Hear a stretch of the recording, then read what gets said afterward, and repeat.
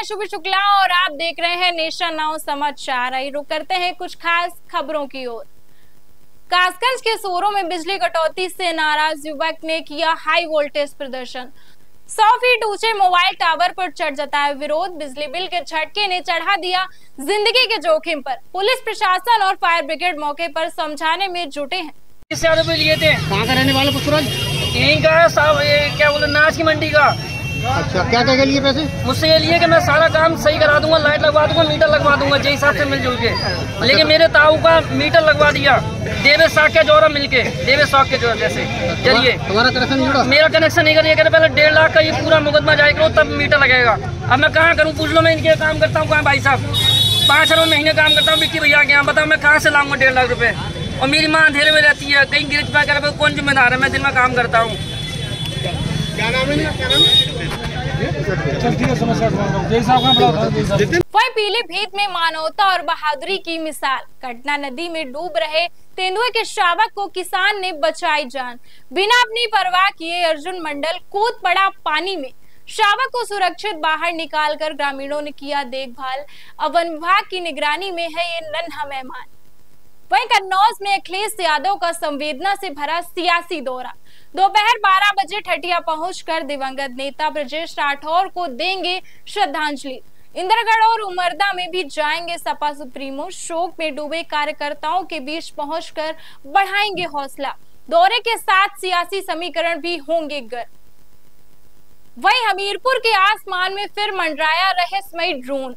रात के अंधेरे में उड़ते ड्रोन को देख ग्रामीणों में मचा हड़कंप। लाठी डंडे लेकर पीछे भागे लोग। तुरंत दी पुलिस को सूचना। मामला सदर कोतवाली के सिरडा गांव का है। अब सुरक्षा एजेंसियों के रडार पर है यह उड़न तस्तरी। वहीं अलीगढ़ में 3 दिन से हो रही भारी बारिश ने खोली नगर निगम के पोल। पोश कॉलोनियों से लेकर मुख्य सड़कों तक पानी ही पानी है। जल भराव ने लोगों की राह मुश्किल कर दी है। नगर निगम के दावे फिर हुए फेल। जनता का फूटा गुस्सा। क्या मिलेगा इस मुसीबत से छुटकारा? अलीगढ़ में लगातार 3 दिन से हो रही बारिश से लोगों को इतनी परेशानियां हो रही हैं कि सड़कों पर पानी इस तरीके से भर चुका है जैसे अलीगढ़ में बाढ़ आ गई हो। अलीगढ़ में बाढ़ की स्थिति लगातार देखने को मिल रही है। इसका मुख्य कारण है जो एक जमीनी स्तर से जो पानी निकलना चाहिए, जो नाले हैं उनमें से पानी निकलना चाहिए, उन नालों को बंद कर दिया गया है, पाट दिया गया है। नालों के ऊपर सड़कें बना दी गई हैं जिससे कि जो पानी का निकास होता था वो निकास पानी का बंद कर दिया गया है। यहाँ तक कि नगर आयुक्त और मेयर साहब के द्वारा कहा गया था कि जब तक जो बारिश होगी वो 15 दिन के अंदर ऐसी व्यवस्था बनाएंगे जिससे कि सड़कों पर पानी नहीं भरेगा। और स्वच्छ भारत और स्वच्छ उसका उन्होंने एक बात कही थी, उसको देखते हुए कहीं ना कहीं आइए देखने को मिल रहा है कि 3 दिन की लगातार बारिश में अलीगढ़ बाढ़ की तरह बह रहा है। अलीगढ़ में पूरा बाढ़ की स्थिति बन गई है। अलीगढ़ में मकाने गिर रहे हैं। अलीगढ़ में मकान लोगों की जान भी गई है। यहाँ तक कि यहाँ काफी लोग बहुत परेशान हैं। यहाँ के अलीगढ़ के पोश इलाकों में भी आपको पानी देखा जा सकता है कि यहाँ पर किस तरह से नालियां बंद हैं और जो जल निकासी के साधन है वो पूरी तरह से बंद हैं। मेरे साथ कांग्रेस नेता मौजूद है, मैं उनसे बातचीत करूंगी। क्या कहेंगे इस मामले में जो बारिश में जो बाढ़ की स्थिति अलीगढ़ में देखी जा रही है? नमस्कार सर, क्या नाम है सर आपका? देखिए कांग्रेस अलीगढ़। सर अलीगढ़ में जैसे पोश इलाका है, यहाँ जगह जगह पानी नहीं निकल रहा है, पानी का निकास नहीं हो पा रहा है, क्या कारण है अलीगढ़ में इस तरह से बाढ़ की स्थिति देखी जा रही है?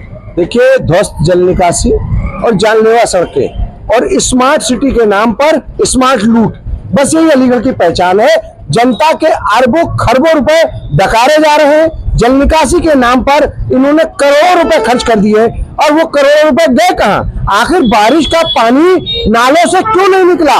आज जो है मेरिस रोड जैसा वीआईपी रोड, कमर तक का पानी, घुटने तक का पानी इस मेरिस रोड पर क्यों जमा है? और जबकि प्रदेश सरकार के मंत्री के घर के सामने अगर आप उस सड़क को देखें तो दोनों साइड अभी नाला बना है। जैसे कि 29 साल पहले ये महानगर बना था, जब से कितने मेयर आए और कितने मेयर चले गए, उसके बावजूद भी आज तक अलीगढ़ की स्थिति को कोई सुधार नहीं पाया। क्या कहेंगे इस बारे में कि मेयरों के द्वारा काम नहीं किया जा रहा? बिल्कुल, ये बिल्कुल आपने सही कहा कि इतने मेयर आए, इनके अंदर अदूरदर्शिता रही।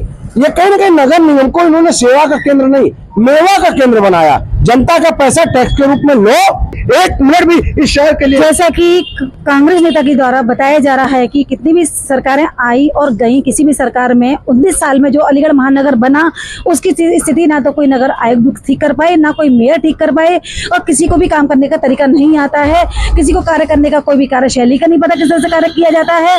इसी तरीके से अब ये देखने वाली बात होगी कि अब जो आने वाली जो सरकार होगी या मौजूदा सरकार में किस तरह से इस समस्या का निस्तारण होता है, अलीगढ़ जल मुक्त होता है या नहीं। मैं शशि गुप्ता अपने सहयोगी प्रवीण गुप्ता के साथ।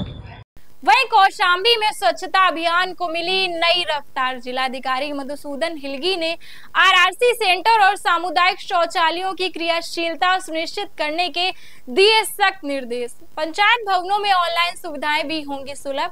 लापरवाही पर अधिकारियों को चेतावनी, काम में कोताही बर्दाश्त नहीं होगी। वहीं हमीरपुर में खाद की किल्लत से किसानों का सब्र टूटा। डीएपी खाद न मिलने पर सैकड़ों किसानों ने रामलीला मैदान स्थित क्रय विक्रय केंद्र पर किया हंगामा और सड़कों पर लगाया लंबा जाम। खाद वितरण में अनियमितता से भड़के किसान, मौके पर पहुंची पुलिस ने समझाकर जाम खुलवाया। 150 किसानों को दिए गए टोकन। हम सदस्य परेशान हैं, समिति बंद करके खाद भाग गए वे सोसाइटी वाले। हम 8 बजे से परेशान है, खाद नहीं बट रहा, खाद कह रहे कल बटेगा खाद। कौन से केंद्र का मामला है? समिति अध्यक्ष है, खाद बांट रहे हैं, खाद सोसाइटी बंद करके खाद चलेगा यहाँ से। खाद बटेगी, हम सुबह से 3 लोग परेशान है। कहाँ से आए हैं? हम जाओ मुंबई से आए हैं हम। वहीं झांसी में स्मार्ट सिटी का सपना सड़कों की हकीकत से टकरा गया है। वार्ड 39 की सड़कें गड्ढों में तब्दील है। स्कूल, बाजार और हाईवे से जुड़ा रास्ता होने के बावजूद अब तक नहीं हुई मरम्मत। जनता परेशान, जिम्मेदार नदारद। क्या यही है स्मार्ट सिटी का सच? नगर निगम के चुनाव होने को काफी वक्त हो चुका है, सालों बीत चुके हैं, लेकिन मेयर साहब को झांसी के जो रास्ते हैं, जो बदहाल रास्ते हैं, आखिर वो टूटे फूटे रास्ते क्यों नजर नहीं आ रहे हैं।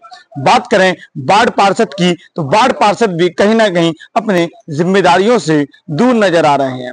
ये जो तस्वीर आप नेशन नाउ समाचार पर देख रहे हैं, तस्वीर झांसी के वार्ड नंबर 39 से है, जो रेलवे क्रॉसिंग गले चौराहे से थापक बाग की ओर जाता है। और आपको बता दें कि इस रास्ते पर 2 विद्यालय हैं। यह एक ऐसा रास्ता है कि यहाँ से झांसी शहर की लगभग दूरी है वो 1 किलोमीटर है। वहीं अगर हाईवे की बात करें तो हाईवे भी लगभग 500 मीटर की दूरी पर आता है।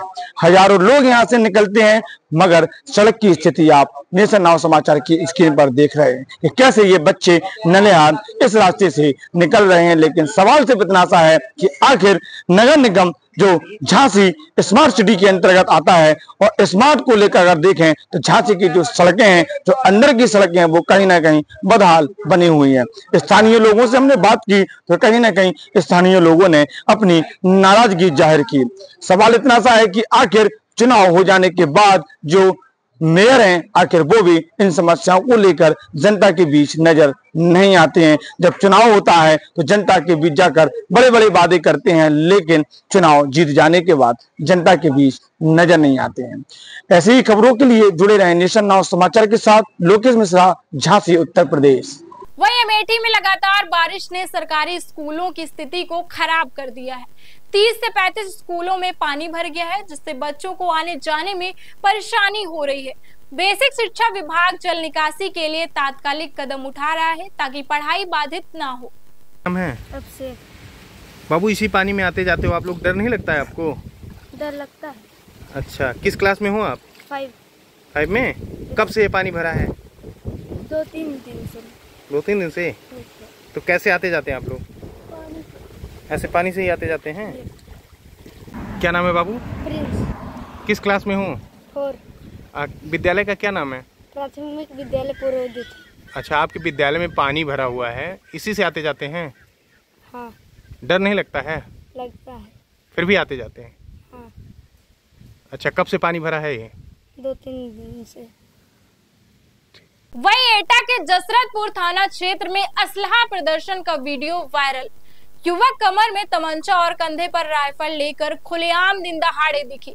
पुलिस की गैर मौजूदगी में ग्रामीणों में भय का माहौल है। वीडियो अराजक तत्व फैलाने वालों की बढ़ती हिम्मत का सबूत है।